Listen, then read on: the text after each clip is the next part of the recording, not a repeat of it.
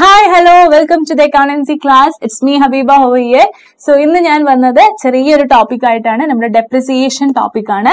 So നമുക്കറിയാം depreciation വളരെ important topic ആണ്. എന്തായാലും എക്സാമിന് വരുന്ന ഒരു ടോപ്പിക് ആണ്. സോ ഞാൻ ഒറ്റൊരു ക്വസ്റ്റ്യനിൽ നിങ്ങൾക്ക് ഡെപ്രിസിയേഷനിൽ വരുന്ന എല്ലാ പോസിബിലിറ്റീസും എന്ത് ചെയ്യുന്നുണ്ട്, ക്വസ്റ്റ്യനിൽ എക്സ്പ്ലെയിൻ ചെയ്യുന്നുണ്ട്. ഒറ്റ സമയം പോവാതെ നമുക്ക് ഡെപ്രിസിയേഷൻ ക്വസ്റ്റ്യനിലേക്ക് നോക്കാം. So depreciation. What is depreciation? Reduction in the value of the fixed asset. Fixed asset il varuna value change inanu korayunnadinanu endu parayunnathu depreciation ennu parayunnathu. Okay, so adu namakkonnu oru question il cheyidu nokkiyalo. Depreciation namakkariyam rendu type ilanu depreciation cheyyunnathu. Straight line method um cheyyunnundu, written down value method ilum cheyyunnundu. Okay, main aayittu ningal exam il focus cheyyundathu straight line method ilana. Written down maybe varam adhigam chodichu kandathu straight line method aanu. Okay, so നമ്മുടെ question നോക്കിയാലോ. On 1st January 2020, Golden Store purchased a second-hand plant for 85,000 and spent 10,000 for its overhandling and 5,000 for its installation. Okay, so 1st January 2020 നമ്മുടെ 1st Januaryയിൽ തന്നെ എന്ത് ചെയ്തിട്ടുണ്ട്, പണി തുടങ്ങിയിട്ടുണ്ട്. 1st January 2020. Okay, 1st January 2020 ഒരു company ഒരു second hand എന്ത് വാങ്ങി, പ്ലാന്റ് വാങ്ങി. Purchase A second hand plant. എത്ര രൂപക്കാ വാങ്ങിയത്? 85,000 എന്ത് വാങ്ങിയത്, ഒരു സെക്കൻഡ് ഹാൻഡ് പ്ലാന്റ് വാങ്ങിയത്. വേറെ എന്തൊക്കെ ചെലവുകളാ വന്നത് അതിലേക്ക്? 10,000 ഒരു ഓവർ ഹാൻഡ്ലിംഗ് എക്സ്പെൻസസ് ഒരു 10,000 വന്നു. വീണ്ടും ഒരു 5,000 ഇൻസ്റ്റാളേഷനും വന്നു. ഓക്കെ, നമ്മുടെ കോസ്റ്റ് ഓഫ് ദ മെഷീനറി എന്ന് പറയുന്നത് എന്താണ് ഇവിടെ? കോസ്റ്റ് ഓഫ് ദ മെഷീനറി എന്ന് പറഞ്ഞാൽ എന്താണ്? കോസ്റ്റ് ഓഫ് ദ മെഷീനറി എന്ന് പറഞ്ഞാൽ എല്ലാം ആഡ് ആക്കിയത്, അതായത് ഒരു മെഷീൻ വാങ്ങുന്നത് ഉൾപ്പെടെ അതിന്റെ ഇൻസ്റ്റാളേഷൻ മൊത്തം അടങ്ങിയതാണ് എന്ത്, കോസ്റ്റ് ഓഫ് ദ മെഷീനറി എന്ന് പറയുന്നത്. സോ 85 + 10 + 5 1 lakh rupees ആണ് നമ്മുടെ എന്ത് വരുന്നത്, കോസ്റ്റ് ഓഫ് അസറ്റ് വരുന്നത്. കോസ്റ്റ് ഓഫ് അസറ്റ് എത്രയാണ്? 1 lakh ആണ് എന്ത്, കോസ്റ്റ് ഓഫ് അസറ്റ് എന്ന് പറയുന്നത്. ഓക്കെ, ഇനി നമുക്ക് കൂടുതൽ അറിയാം. അപ്പൊ കോസ്റ്റ് ഓഫ് അസറ്റ് എന്താ നമ്മൾ കണ്ടുപിടിച്ചു. Another plant was purchased on 1st January 2022, അതായത് 2020 ഒരു മെഷീൻ വാങ്ങിയത്. രണ്ടാമത്തെ മെഷീൻ വാങ്ങിയത് 2022 50,000 ഒരു മെഷീൻ വാങ്ങി. ആൻഡ് ഡെപ്രിസിയേഷൻ 10% ആണ് ഡെപ്രിസിയേഷൻ കൊടുക്കാൻ വിചാരിച്ചത്. 1st July 2022 the plant purchased on 1st January 2020, അതായത് 2022 1st Julyയിൽ എന്ത് ചെയ്തു? was sold, വിറ്റു. എന്ത് ചെയ്തു? വിറ്റു. എത്ര? 70,000 ഫസ്റ്റ് വാങ്ങിയ മെഷീന് വിറ്റു. സോ ഇവിടെ എത്ര മെഷീൻസ് ഉണ്ട്? മെഷീൻ 1ഉം മെഷീൻ 2 ഉണ്ട്. മെഷീൻ 1 പർച്ചേസ് ചെയ്തത് എപ്പോഴാണ്? 1st January 2020 ഫസ്റ്റ് മെഷീനറി വാങ്ങിയത്. ടോട്ടൽ എമൗണ്ട് എത്രയാണ് വരുന്നത്? 1 lakh. ഓക്കെ, പിന്നെ എപ്പോഴാണ് മെഷീനിന് അടുത്ത മെഷീൻ വാങ്ങിയത്? എപ്പോഴാണ്? 1st January 2022 എന്ത് വാങ്ങിയത്? അടുത്ത ഒരു മെഷീന് വാങ്ങിയത്. അത് എത്ര എമൗണ്ട് കൊടുത്തിട്ടാ വാങ്ങിയത്? 50,000 rupees കൊടുത്തിട്ടാണ് അടുത്ത മെഷീന് വാങ്ങിയത്. പിന്നെ നെക്സ്റ്റ് മന്ത് ആയപ്പോത്തിനും സോൾഡ് ചെയ്തു. 1st January 2020 ആയപ്പോൾ എന്ത് ചെയ്തു? അത് സെയിൽ ചെയ്തു. ഏത് പ്രൊഡക്റ്റ്? ഈ ഫസ്റ്റത്തെ മെഷീന് സെയിൽ ചെയ്തു. സോ ടോട്ടൽ എല്ലാ ഐറ്റം എല്ലാ ക്വസ്റ്റ്യനും ഇൻക്ലൂഡ് ചെയ്തിട്ടുള്ള എല്ലാ പോസിബിലിറ്റീസും ഇൻക്ലൂഡ് ചെയ്തിട്ടുള്ള ഒരു ക്വസ്റ്റ്യൻ ആണിത്. സെയിൽ ചെയ്യുന്നുണ്ട്, പർച്ചേസ് ചെയ്യുന്നുണ്ട്, എല്ലാ കാര്യങ്ങളും ഉൾപ്പെടുന്നുണ്ട്. അപ്പൊ നമുക്കൊന്ന് അക്കൗണ്ട് വരയ്ക്കാം അല്ലെ. സോ ഇതാണ് ഡെപ്രിസിയേഷന്റെ ഫോർമാറ്റ് എന്ന് പറയുന്നത്. ഓക്കെ, നമ്മൾ ഒരു ക്വസ്റ്റ്യൻ പോകുമ്പോൾ ക്വസ്റ്റ്യൻ എങ്ങനെയാണോ രീതിയിൽ പോകുന്നത് ആ രീതിയിൽ തന്നെ എന്ത് ചെയ്യാം, നിങ്ങൾ കണ്ടിന്യൂ ചെയ്യാം. സോ ഫസ്റ്റ് എന്താണ്? 1st January 2020 1st January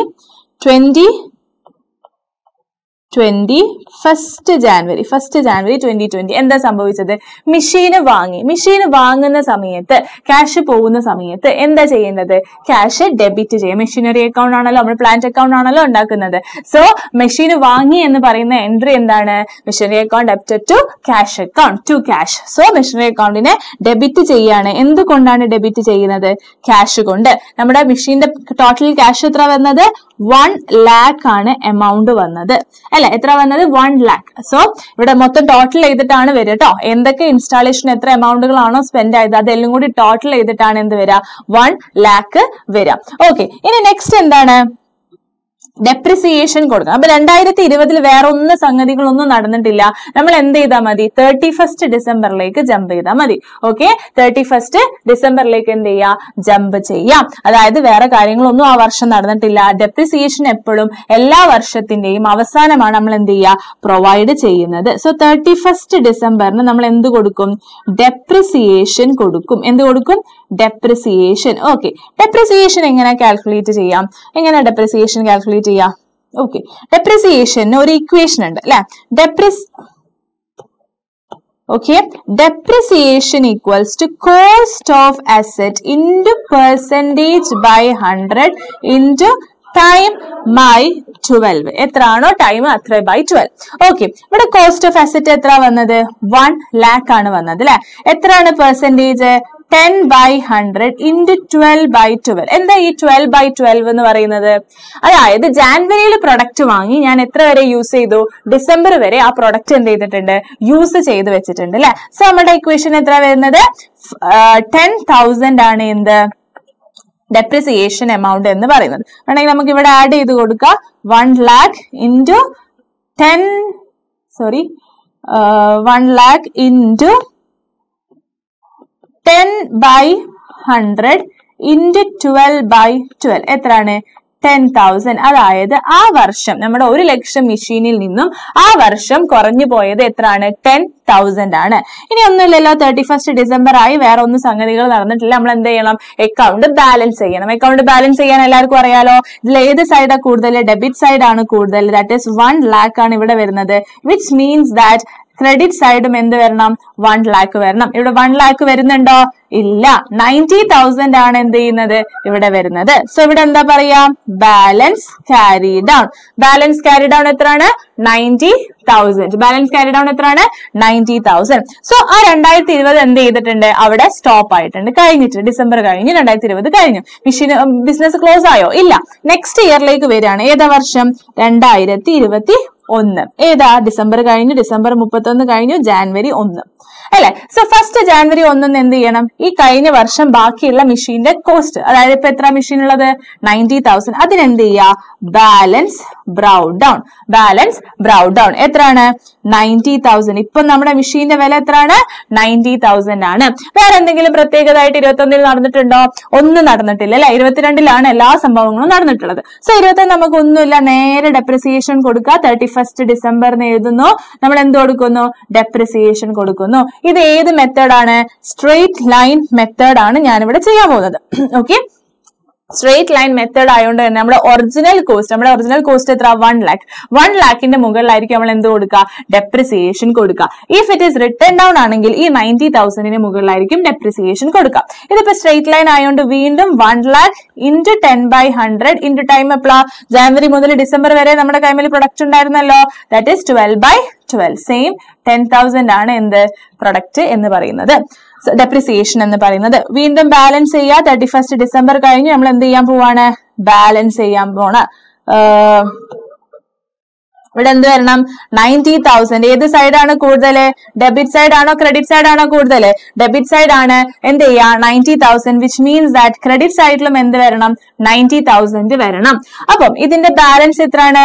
ഇവിടെ എത്ര വരിക? 80,000. That is balance carry down. Okay, 31st ഡിസംബറിൽ നമ്മുടെ പ്രൊഡക്റ്റിന്റെ വാല്യൂ എത്രയാണ്? 80,000. അപ്പൊ നെക്സ്റ്റ് വർഷത്തേക്ക് പോവാലോ? യെസ്, നെക്സ്റ്റ് വർഷം പോവാ. 2022 ജാനുവരി 1. ഫസ്റ്റത്തെ പണി എന്താണ്?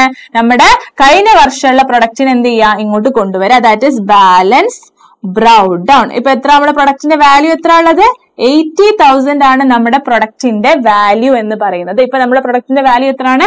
80,000. ഇനി ക്വസ്റ്റ്യനിൽ നോക്കട്ടെ. ജാനുവരി കഴിഞ്ഞു, ഫെബ്രുവരി, മാർച്ച് ഒക്കെ കഴിയുന്നുണ്ട് അല്ലെ? പക്ഷെ ജാനുവരിയിൽ നമ്മൾ എന്ത് ചെയ്തിട്ടുണ്ട്? ഒരു മെഷീന് വേറെ എക്സ്ട്രാ ഒരു മെഷീന് വാങ്ങി. അതാണ് ഈ 50,000 മെഷീന് ഫസ്റ്റ് ജാനുവരിയിൽ തന്നെ വാങ്ങി. 2022 തുടങ്ങിയപ്പോ തന്നെ എന്ത് ചെയ്തു?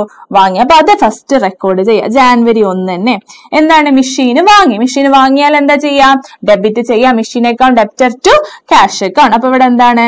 ക്യാഷ് എത്രയുടെ മെഷീൻ വാങ്ങിയത്? 50,000 rupeesന്റെ മെഷീനാണ് വാങ്ങിയത്.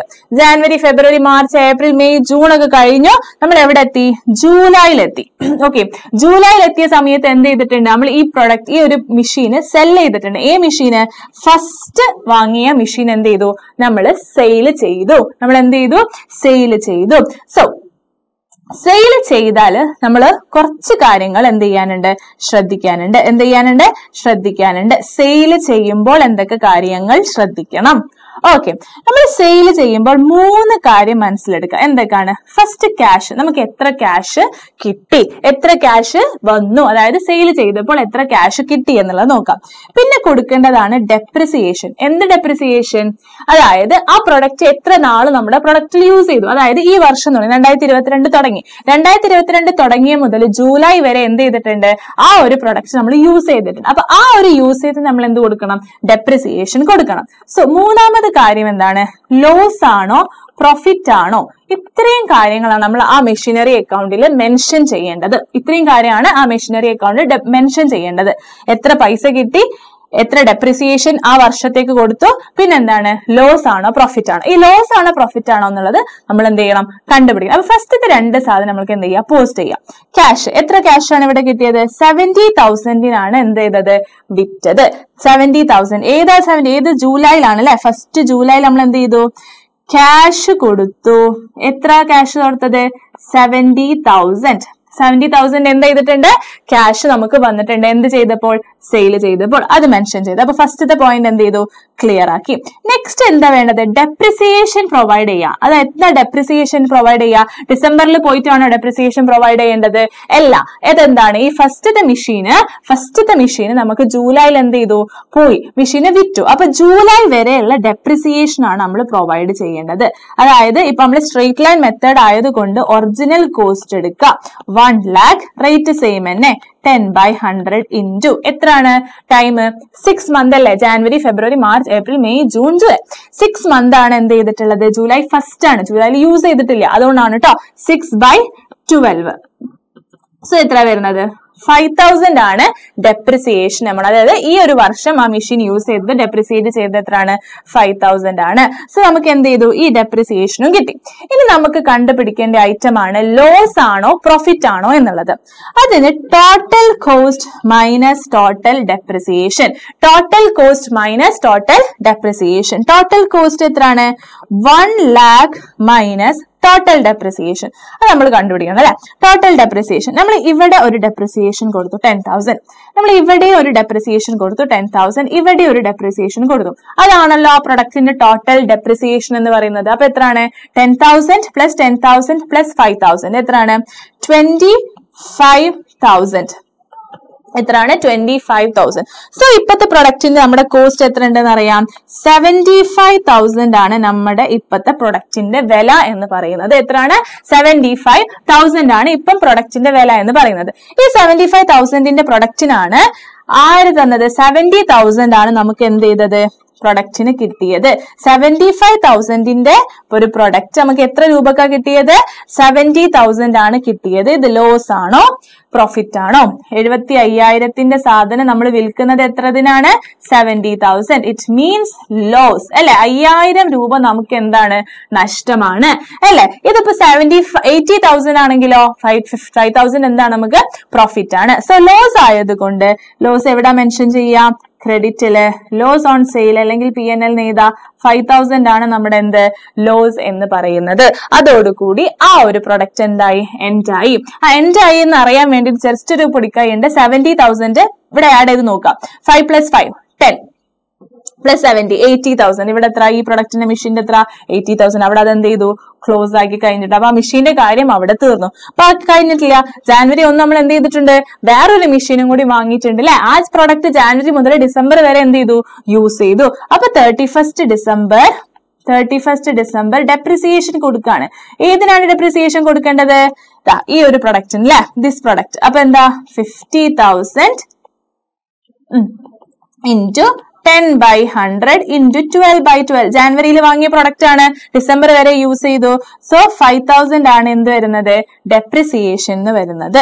ഇത്രയേ ഉള്ളൂ. ഇനി എന്ത് ചെയ്താൽ മതി, ഇത് രണ്ട് സൈഡും ബാലൻസ് ചെയ്ത 80,000 plus 50,000 1,30,000, വിച്ച് മീൻസ് ദാറ്റ് ഇവിടെ എന്ത് വരണം, 1,30,000 വരണം.